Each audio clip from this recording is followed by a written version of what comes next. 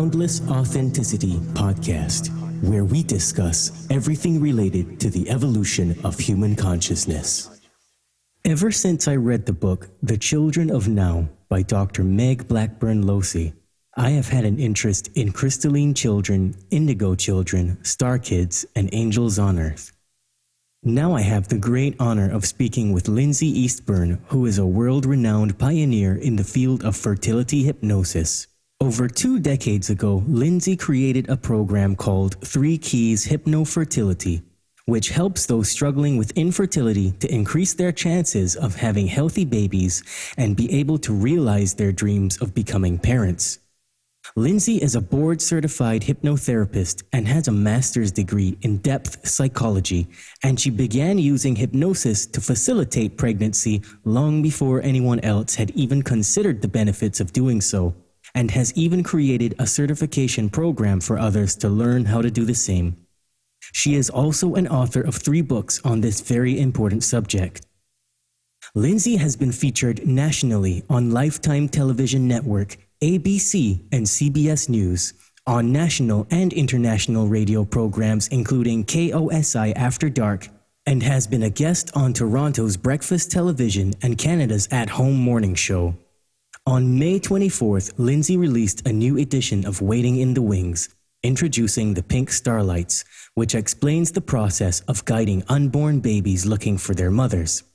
In this episode, we discuss topics such as who are the Pink StarLights and what is their purpose, the mission and the message of Pink StarLights, how Pink StarLights are behind tough fertility battles, Pink StarLights meditations, and we even go into the difference between Pink StarLights, Indigo, Rainbow, and Crystalline Kids.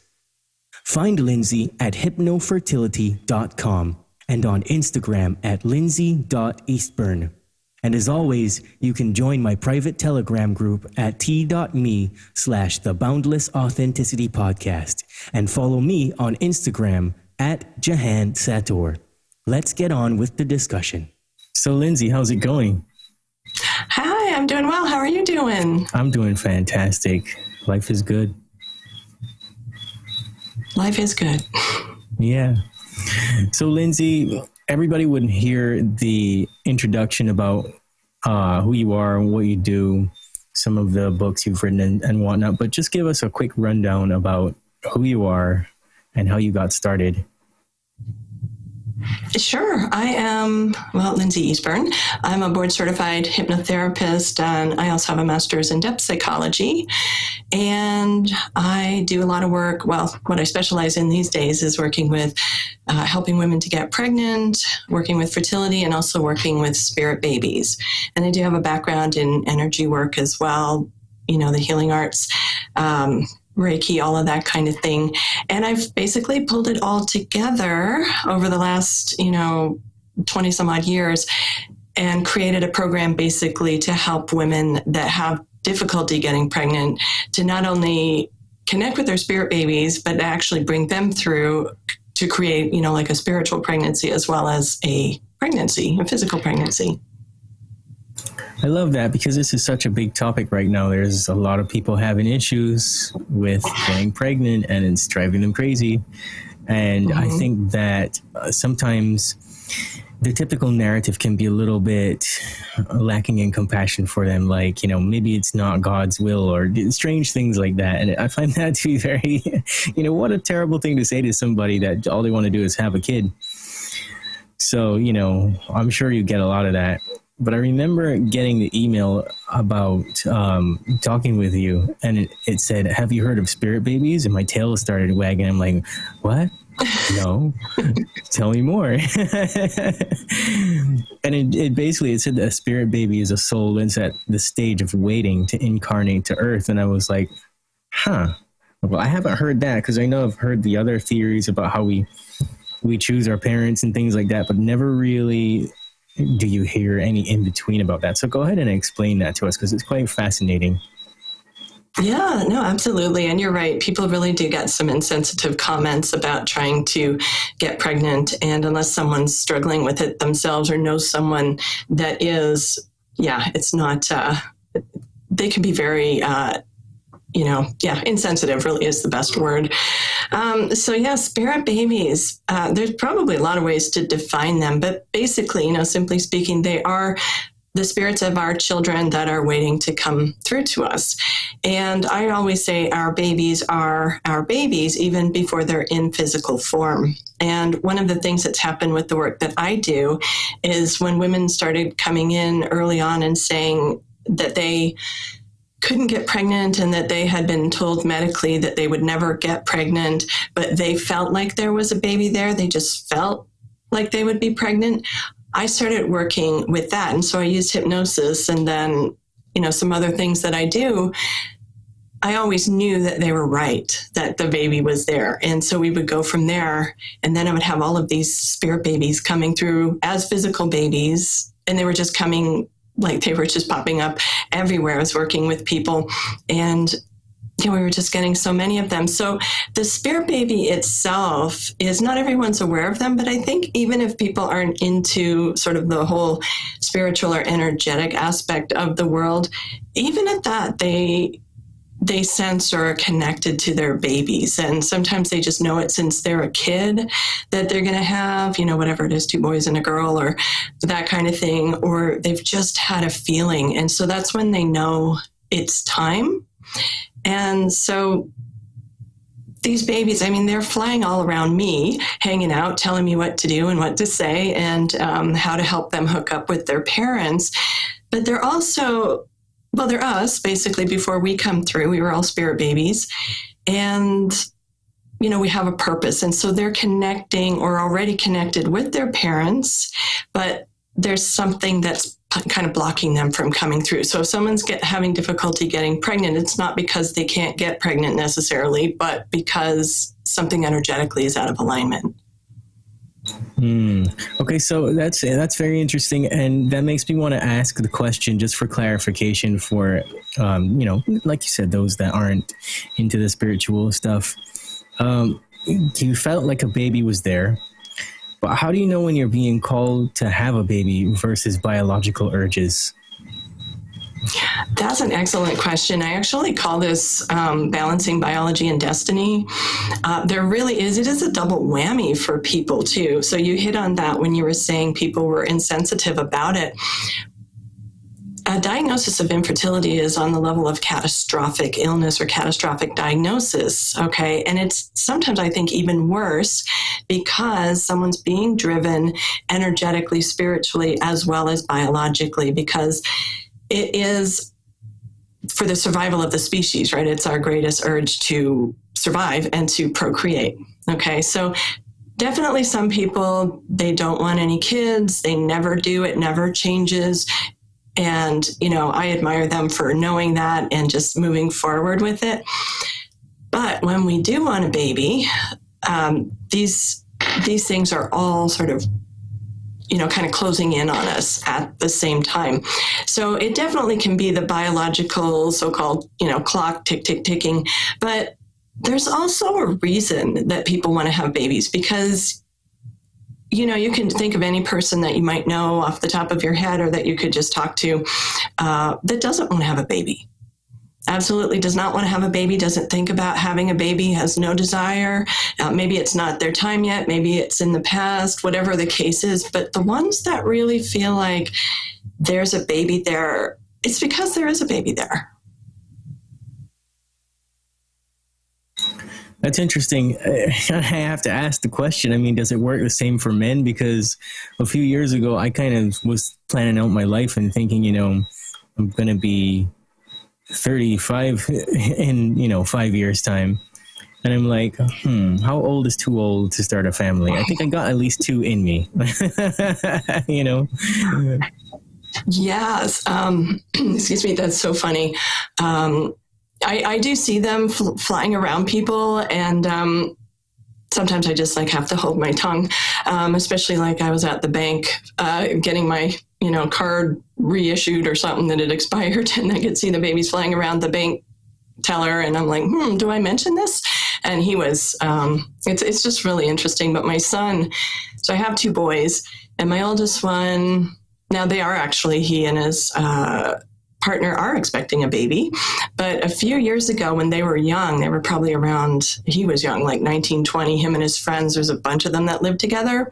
And I went to their apartment and I looked around and I said, okay, somebody has a baby coming. So if anybody's not ready to have a baby now, you need to take care of that. And of course, a little bit later, one of the young guys, around 20, they were having a baby, him and his girlfriend. So there definitely can be there around. So they're not always around the dads because the dads aren't always, maybe not as tuned in to it, but sometimes they're very strongly around the dads. And sometimes, I'll talk to a guy and we'll talk about if it does come up with spirit babies, and I'm not having one. And then I'm seeing one sitting basically on his shoulder. So I'm like, okay, sure, you're not having one. That's all good. So it really does depend on timing and where somebody's at. You can still have your babies with you and not even realize it. Oh my gosh. I hope there are none flying around me right now. You would tell me, right? I'm just kidding. I don't know. What should I tell you? Well, I wouldn't be afraid of it. But what I do want to say is that, a lot of women don't know that hypnosis is an option when it comes to this. And I'm very curious. How do you go about explaining that phenomenon to someone who's never heard of this? Yeah, it definitely, there's a lot of different ways you can go with that. Hypnosis, when I started doing hypnosis, I was in a general practice, and hypnosis is very well known for being helpful for, weight loss and smoking, but also anxiety and stress like test taking. A lot of the issues that people struggling with infertility have going on, it sort of translates, if that makes any sense, because back then nobody was doing hypnosis for fertility specifically. It's not to say nobody ever did it, but there was no specialty. It wasn't known. There was hypnobirth, and people were using it for childbirth, but not for fertility. So part of it was using the skills, the hypnosis, the methods that help with all of these other things that then apply to fertility. So depending on where the person is and the question that they're asking me as far as explaining this goes, if they have any idea of hypnosis at all, but hypnosis basically is the antithesis of stress. And it is a powerful, simple, but powerful way to deal with stress, to get around it, to put it aside, to get some relief from it, to get rid of it. And there is definitely not any stress when trying to conceive. So that is one of the most powerful benefits of hypnosis for fertility. And it's also multifaceted. So there's a lot of ways I could go with this. So I'll turn it back to you and see which way you want to go. Which direction do you want to go? Pick one and go. I'm ready. Which way do I want to go? Yeah, I'm ready to go in any direction. Oh, you are? Okay. Yeah. So, we have the spirit baby aspect. And a lot of times, nowadays, you'd be surprised. A lot of people are aware of spirit babies or aware it's a very spiritual time. Things are shifting in the earth. There's a huge energetic transformation going on.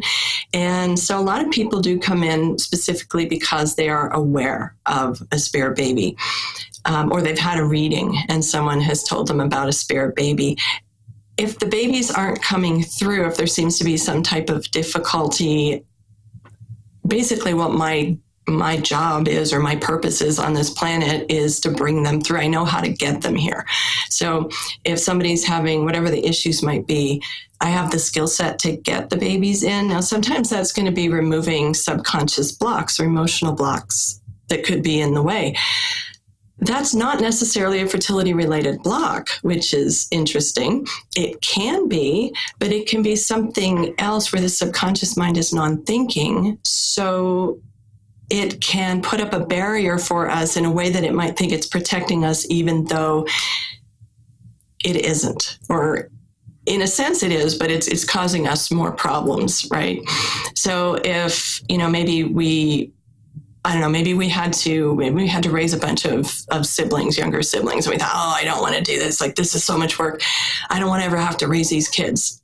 And it's not your kids, it's the siblings. And then the subconscious says, oh, okay, well, this is very stressful. So we just won't have any kids and we won't have this problem, because it's non-thinking. It's just literal. And if we have emotion behind whatever that thought might be, then the subconscious mind responds to emotion. So that's why we can always remember things that are strongly emotional, be it, for good or for not.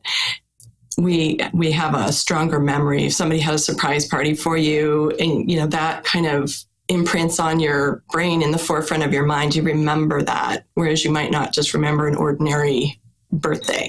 Right. We can only keep so many things in the forefront of the mind, right? So yeah, and so the subconscious is doing 95% of the work for you, and it wants to keep you happy and safe. So if you equate having a baby with not being safe, it's going to block that out, right?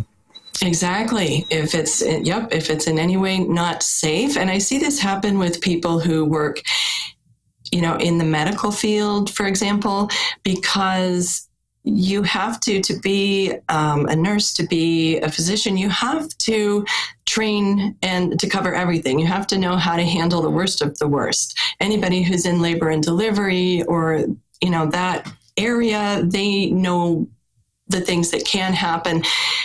And even though they're not particularly common, they know, even if it only ever happened once, they know, and they have to know how to respond. And the subconscious mind, you can't unknow what you know. So it can put up a block. So a lot of times I'll see somebody in that medical field or occupational therapy, and also teachers, interestingly. I would not want to be a teacher these days. I just can't even imagine. But I've seen this happen a lot, the stress on teachers and guidance counselors, especially with the helicopter parent movement, or in the schools where the parents are constantly there, constantly hovering, constantly controlling and complaining, and then expecting the teachers to handle everything. It just absolutely depletes their energy. And I wouldn't doubt that the subconscious mind is responding to, oh my gosh, I can't have a kid like this. And see, the kid it's not a like this for the kid. It is a parent who created that, but the subconscious doesn't differentiate. It doesn't think about it. It just reacts and it'll put up the barrier. I totally understand that, because I've mentored kids, and I know I've had moments where I'm like, oh boy, I don't know. I don't know if I want kids, so all of that was potentially programming my subconscious. Yeah, oh, absolutely. And it just, everyone doesn't necessarily respond the same, but it's certainly been there. I talk about this in one of my books. I met this woman years ago because I used to live in Canada. I'm from Canada, and ended up in Georgia in the U.S. And I met this woman there, and she was from, I guess, Detroit. Not that really matters, but there were a lot of us transplants there that we kind of met each other. So she had been married for 9 years when I met her, and my son was 4. I just had the one at the time. And my son was really a cool kid, and people really did like him. And he wasn't allowed to throw temper tantrums, and he had structure and things like that, which I think really helped. So when she met him, you have that conversation, and she'd said, oh, well, we never, I can't have any kids, and we've never had one in 9 years, and I don't really care. It's fine. And then she said to me one day, if I could have a kid like that, I would have a kid. And I jokingly said, because I'm a Stephen King fan, and I jokingly said, oh, all you got to do to get one of these ones is read Stephen King books before you go to bed every night. And it was totally a joke, right? It was just a joke. And the next thing you know, she was pregnant. And she called me. She said, I don't know what's wrong with me. I don't feel very well. And I just see this like in my head. I go, oh, you're pregnant. Oh, no, I can't get pregnant. I don't get pregnant. Well, what happened with that? There's actually a hypnosis that occurred, because it was a joke and you wouldn't take that seriously. And so I didn't say, oh, yeah, you can get pregnant if you really want. I didn't say anything like that, which is where a barrier can come up. I actually bypassed the barrier because it was a joke. And the subconscious responds to humor. It responds to emotion, right? So it was totally a joke. And she ended up having a little girl, and it was right around the same time I got pregnant with my younger one too. So yeah, we had a couple little best friend babies after that. Well, that's pretty cool. I won't be reading Stephen King anytime soon, but that's still pretty cool. Sorry, Stephen King. So let's move on to the difference between Pink StarLights, Indigo, Crystal, and Rainbow Children. So I find that to be very fascinating. Yeah, lots and lots of, I don't know what you want to call them, cohorts at any rate, of babies. So I do believe we choose our parents. We are much more spiritually open and aware than we were 100 years ago, even 50 years ago. And I mean, things like this just wouldn't have been going on then. Having a show like this, talking about these kinds of things in public, we would be behind closed doors whispering about any of these possible things, or talking about that aunt that, nobody talks about kind of thing. And, but now it's actually become quite common, especially with the indigos. People were talking a lot about them in the 80s. The Indigo Children, kind of rebellious little people. They basically came into this world with a mission, which is to break down these old paradigms that we have. I'm actually an indigo child or adult. I found that out myself. And I resisted it for a long time because when it was getting kind of really popular, in the 80s, maybe the early 90s, a lot of people were, and this whole bad parenting thing just keeps coming back to me because it just has to stop. We really have to have balance. People, the whole pendulum swinging back and forth. People were abusing their children for so long, and then letting the children take control is not helping, because it's really hard on these kids, and their brains aren't ready for this level of what we're, putting them through. So people were calling their kids indigo children, and I can't stop him from doing this. I can't make her do that because she's an indigo and she won't, they just don't. Well, that's not true. A lot of that had to do with setting boundaries, and energy as far as the parents were concerned. Okay. So I was real resistant to that term because I thought, that's just an excuse for bad parenting. It just isn't anything else. And down the line, I ended up having a client in my office, and I noticed that her aura was very bright indigo blue this one day. And I decided to look that up because I know that when you see auras, they mean, especially aura readers that specialize in that, I know that it means different things depending where it is on the body. I could not find anything about this indigo aura that was around her shoulder, but then I just went into Indigo Children every which way, and I started reading about them, and I was absolutely sucked in and totally fascinated that these spirit babies, these people who are coming in as indigos, are coming in to break down these paradigms.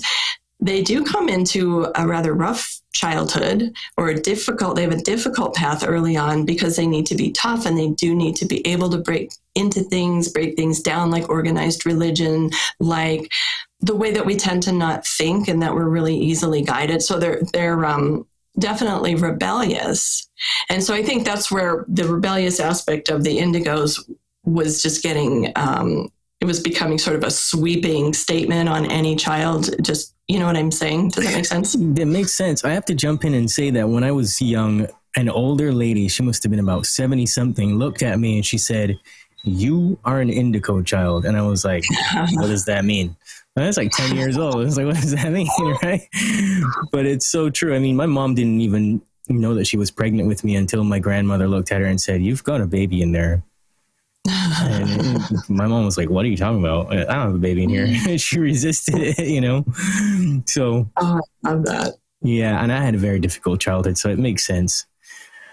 Yeah, it definitely does. And somebody like that lady that said that to you is likely aware of the indigos on that spiritual level, as opposed to somebody who's just picking up kind of a catchphrase. It was very much a catchphrase at one point. Yeah, one thing I can say about that is a lot of people don't know that. Are you familiar with Neville Goddard, his work?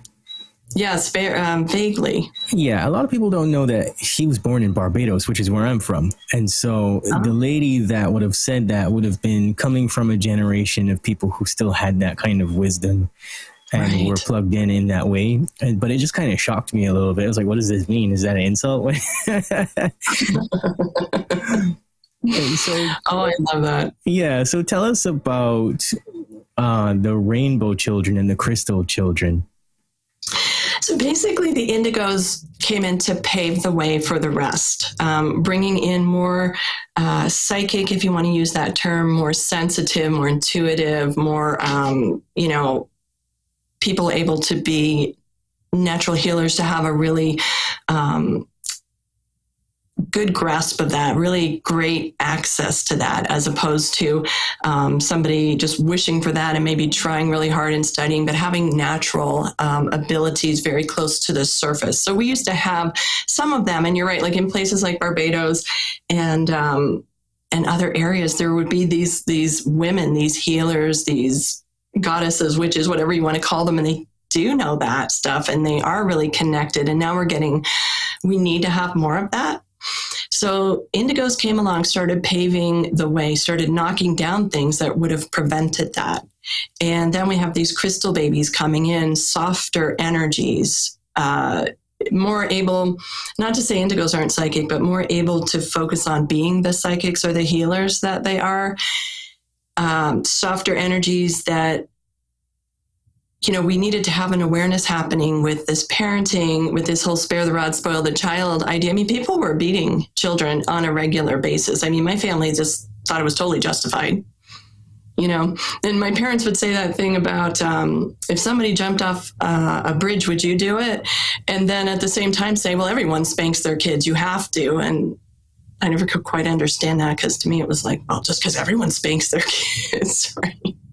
But that was really common. I mean, the abuse that went on, like in my neighborhood when I was a kid, it was just, it wasn't just my family, but there was a lot of that was very common. And you would even see it on shows like The Little Rascals way back in the early 20th century. I mean, they beat their kids right on the show. It was like part of, these kinds of things. So Indigos have to come in, because these poor crystals can't be coming into that level of an abusive environment. Start breaking things down, start getting people to look at things differently. They're kind of coordinated around the time when children's services started coming into play, because we really didn't have any type of child protective services really in much capacity before, like, the early 70s probably.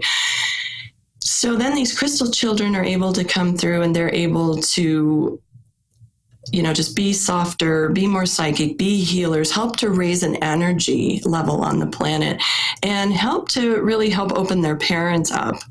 Rainbows, I don't know a ton about. The idea is the indigo children, their aura is indigo, whereas the crystal have the clear aura, and then, like a quartz crystal. And then we have the rainbow that reflects all the colors, and they're quite spiritual as well. And I'm not 100% sure about this, but my understanding is that they are basically the children of the crystals. So they bring in another energy altogether that way. Okay, so you have a book on this, Waiting in the Wings. And I got to ask you, who are the Pink StarLights? What's their purpose? So the Pink StarLights, yes, they came up with the title for their book, Waiting in the Wings, Introducing the Pink StarLights. I've been working with spirit babies all of this time. It's only been about 5 or 6 years ago that they decided that they wanted me to start calling them or identifying them as Pink StarLights. I didn't know what they wanted to be called at one point. I just knew that they decided that they had a name, and they were just happy to be spirit babies. They really didn't get into being indigos or crystals or anything else. Other people were aware of that because there were a lot of people speaking about it. There were a lot of classes and a lot of books. They didn't really care so much. Then they decided they did want to be known as the Pink StarLights, and they did want me to get that information out there. Pink is the color of unconditional love. And babies are definitely love. I mean, all babies. As far as the Pink StarLights go, however, they have this unique energy of love. They're powerful healers, and they are the starlight aspect, very bright light. there's a brilliance about them. So they're coming through the very bright shine to them, if that makes any sense, with their purpose. And they're coming here, I always say, to be the people, but we are all the people. We all got here and we became the people, but they're going to be these people with this huge transformation that's happening on this planet right now. So much more connection with spirit, so much more connection with healing, so much more connection with, balancing things, because things have gotten really, our earth energy, it's not earth herself, but what we are dealing with has become quite volatile, aggressive, power hungry. I call it basically the god of greed that is really taking over right now. So we have a lot of divine feminine coming in, and there's a balance of that divine feminine, of sacred masculine, of energies that are very healing going forward, so that we can help Earth Mother recover from all that she's been through, so that we can recover basically as a species. So they're bringing in this energy. Their mothers, their parents, but especially their mothers, a lot of times they do anchor into their mothers, have to be very aware. So they have to be intelligent. They have to be open-minded, open and receptive. They have to be strong. And so that's a lot of the reason that these women that I work with go through such a difficult fertility journey. Okay, great. So what's the time frame that Pink StarLights have been coming in? So time frame, since they decided to start calling themselves Pink StarLights, has been probably 5 or 6 years. I'm going to say probably 10 or 12 as they started to sort of straggle in, or just, with the Indigos, they call them the scouts that sort of came in, a few of them at a time before we started getting flooded. So at this point, we're ready to be flooded with Pink StarLights, which is why I tell you, I don't do this. They do this. They set up connections for me to talk about them, and they decide what we're going to talk about. It always kind of interests me to see what ends up coming out in interviews, what they decide to focus on. But yes, I've seen some folks. Definitely I have clients with Pink StarLights at least probably age of 10 or 12 years old. And they may be even some type of a hybrid in terms of bringing through this new energy that's been forming and is now becoming very solid Pink StarLights. So you can see them on my wall back there. There's a whole lot of them.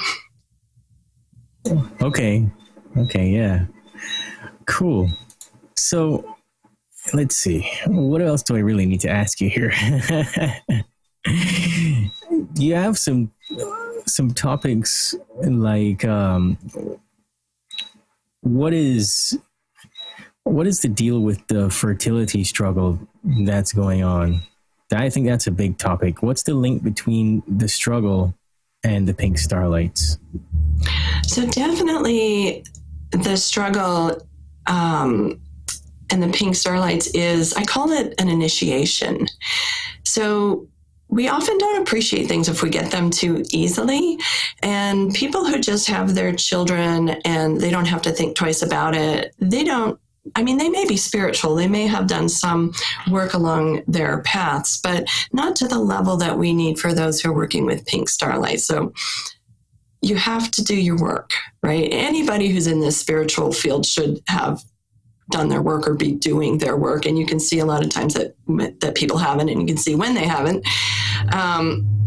But for the Pink StarLights, they need parents who have done their work, and so that they can be supported if they want to. Let's say they want to go to therapy. They're 18 months old and they say, I want to go to therapy. Okay, we're going to look that up. We'll look into it. We'll figure it out. Anything that they might come out with that would be considered maybe different. It's not as different nowadays, but maybe they want to, maybe they come in, they already know how to meditate, and they're sitting in their little crib meditating at 9 months old. But things where they're not going to be told that's not possible, that's not true, that's not real. They need to have parents that are open and receptive to these energies and these intuitions that they're bringing through. And in enduring the fertility struggle, people become more open and receptive. They end up doing things they may not have done otherwise. They might, change diet and find something in particular that really works for them. And they maybe would have just eaten, deli meats or something all their lives, that awful stuff that who knows what it's made out of, but and just kind of become more tuned into their bodies, become more tuned into energies, other people, the universe, the earth, the pain that goes on with so many people with the species on various ones on this planet. There's just a lot of that. And so in struggling with that yourself, it does help to develop compassion and awareness as well. And then that open-mindedness. Somebody may not have ever gone to hypnosis, but then they were struggling with fertility issues and maybe tried everything else, but they needed hypnosis to be part of their repertoire for some reason, or they needed acupuncture, or they needed some form of yoga. And because they've struggled with the infertility, they end up coming to that.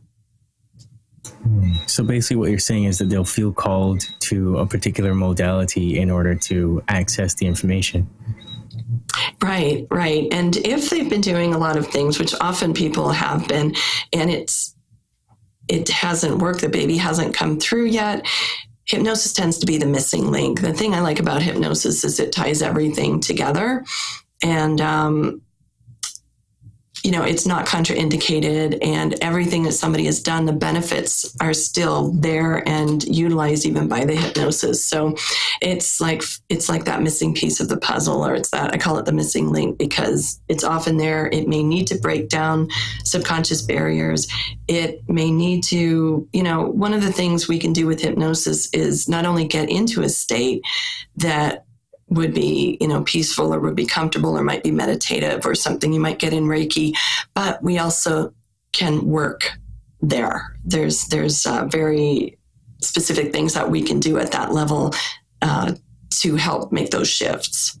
Yeah, I love to say that the subconscious is the mind of God, and you can kind of know just about anything that you want, but you got to learn how to listen, So absolutely. And the only way to do that is to get yourself into a receptive state. I think that because the subconscious is going through these different, I shouldn't say the subconscious, your brain's going through these hypnotic states throughout the day.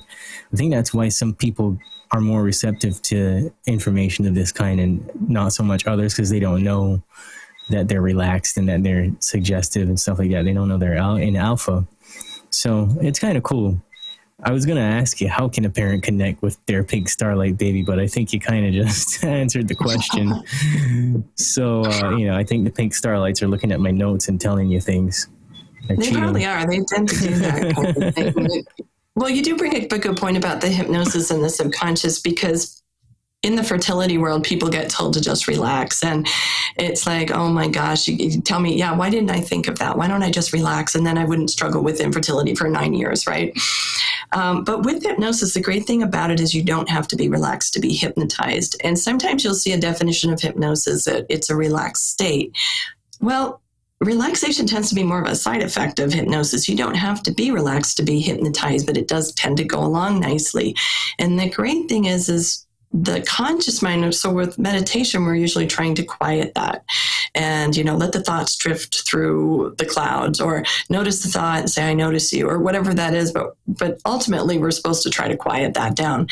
With hypnosis, that left brain or that conscious mind can chatter away about anything and everything. And I tell clients, you might be thinking about work tomorrow, or what you're going to have for dinner, where you're going to go on vacation. You may be wondering if you're doing this right, if you're being hypnotized, whatever it is at all. And it doesn't matter. That's your conscious mind. Your conscious mind can go ahead and do that. And the work that I do bypasses that, works directly with the subconscious mind. And so that is really one of the biggest things that hypnosis can benefit, like a benefit of hypnosis, is somebody doesn't have to be relaxed to get there, but can actually end up relaxed, which, also helps them. I love this because I'm obsessed with the subconscious mind, and my listeners already know that. But, this is something I haven't heard before. I find it to be so fascinating. And I got to know, what is the message of the Pink StarLights overall? What do they want us to know? Well, so overall, they want us to know that, we're in some trouble here. I think we do know that, or most of us, but, that there's a huge change that's happening. There's a huge shift, and it has to happen. We cannot continue to take. We're always taking, not necessarily you or me, but in general, our species, we think that the planet is ours to do whatever we want with it. We are totally out of balance. We are often unkind or, abusive, or, there's no reason that everyone in this world shouldn't have enough to eat at this point, okay? No reason at all. Everyone should have food. Everyone should have clean water. Everyone should have enough. And they don't. And it is because of all of this power mongering and all of this greed. And that's part of what they're coming through for, is when I say they'll be the people, those are going to be the people that are the minister of this and the minister of that. These are going to be the people who are concerned with the environment, or are concerned with, food, or whatever else it might be, rather than people who are thinking, how can we hoard? How can we keep the most? How can we be, the biggest, the best, the most powerful, whatever that is? How much do some people really need?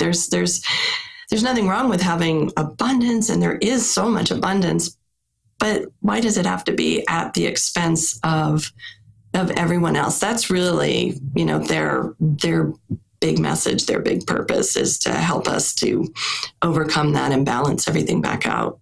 I agree with you. I mean, abundance is our birthright, and it's there. It's present from the instant we come into this world. And it's kind of disheartening when you hear people talking about, oh, I want more abundance. It's like, go outside and count the leaves on a tree and get back to me on that one, Skipper, because something else is going on with you. When is enough going to be enough is a question that I ask a lot, and it confuses very many people. And you're right. That's right. There's no excuse for those that don't have to not have at this point. I think that most of us know that there's something else going on that's trying to stop that. And it's trying to stop these kids from coming in. It's trying to stop these particular babies, because they know that they're going to come in and they're going to kick ass. And it's going to stop the way that they have to do things from happening. It's really going to put a spoke in their wheel. So absolutely. And it's true too, because I do talk about them being, that's like a perfect point that you make, because I talk about them being, loving and intuitive and the unconditional love, but it doesn't mean that they're going to be like little, wussy people that let everyone run over them. They are going to be kick-ass. They are kick-ass, and they're smart, and they learn quick. They know things. They see things like so far beyond what we might even see. And I'm telling you, I don't want to do a podcast, but I think the babies are going to make me. But I keep having this idea that I need to interview some of the kids that are old enough to talk now, some of these Pink StarLights, and at least let people get to hear what they're like, or talk to their parents, because they really are flooding in. There's babies just every which way of these Pink StarLights that are coming in, and I'm hearing more and more about them, or, there's just that much more awareness. Personally, I would love to hear those stories. I'm very fascinated by that kind of thing. I really am a big fan of kids, and I'm a big protector of kids. And, that started for me very young, because I started off teaching guitar lessons to kids. And I realized that a lot of kids came to know their power and know who they were. And I could see that they had these magical, mystical traits about them. A lot of them did. And it had nothing to do, some of them had the worst parents, and it had nothing to do with that. It was like, in spite of that, they had these amazing qualities that you could not beat out of them, but it became things that their parents would resent about them. And they would think, why isn't my child normal like the other kids? And it's like, so you want a kid to be unhappy and smoking pot, playing video games, and, doing all kinds of weird stuff, basically being a mini version of you. You don't want them to be unconditionally loving and talented and smart and, all the things that make you strong. I don't understand that. So I would love to hear some of these stories from these kids about, what they're here for, what their experience is like. That would be a fantastic show. So I hope you do that. That would be fun. Or maybe I'll contact you and you can do that, and I'll just hang out. 100%. You can do it, and we can just hang out, because I would love to know what they have to say. In my book, there is a chapter in my book that talks about the kids and the siblings, and they talk about their all of the information that they have, and it's just absolutely fascinating. And there's a little guy, and his mom's a client of mine, and she's already had one of the babies, and the next one is getting ready to come through. But this little guy was 5 at the time all this kind of started, and he was like a pipeline directly from these Pink StarLights, and it was just fascinating what he had to say. So his story is in the book too, and he's got this much more of a story now. So it's like I can kind of see how this is going to have to continue. And the babies want the Pink Star. I shouldn't call them the babies. They're not necessarily babies. I mean, they're coming through as babies, but these Pink StarLight energies, these beings, they need us to have this awareness. They need this open arms type of welcome. And the more I can get the information out, the more we can all get it out there, the more people will help to elevate them, or they're elevating us, we're elevating them. Yeah, it's very powerful, and it's magical even, energetic, spiritual, beautiful. It's incredible. There aren't even words. Absolutely. There are no words, like you said. And, I encourage everybody to read Waiting on the Wings, because it opened my eyes pretty wide to a whole different side of things that I didn't know were out there. And I loved at the end where you have the meditations, the Pink StarLight meditations. I thought those were very interesting as well. So thank you for all the work that you're doing. Oh, you're welcome. And I was really glad to put some of those in there to help people to connect up with their Pink StarLights. We can all only work with so many people, right? And these Pink StarLights need to get out there on, a grand level. So yeah, absolutely. Awesome. Well, Lynsi, do you have anything else for me? No, I appreciate you. Well, there's probably a lot more, but we won't give the Pink StarLights that opportunity just now. They could take over and talk for hours. I appreciate you having me here and giving me a chance to get the information out for them, and just getting to talk with you and all of your amazing insights. I just love these conversations and where spirit kind of directs them. Yeah, I really love that part of doing the podcast, is you get to ask some great questions, like where did that question even come from? So thanks for being on the Boundless Authenticity podcast. Tell everybody where they can find you. Thank you so much for having me. HypnoFertility.com is the website. HypnoFertility is Facebook, and Lynsi Eastburn is Instagram. Awesome.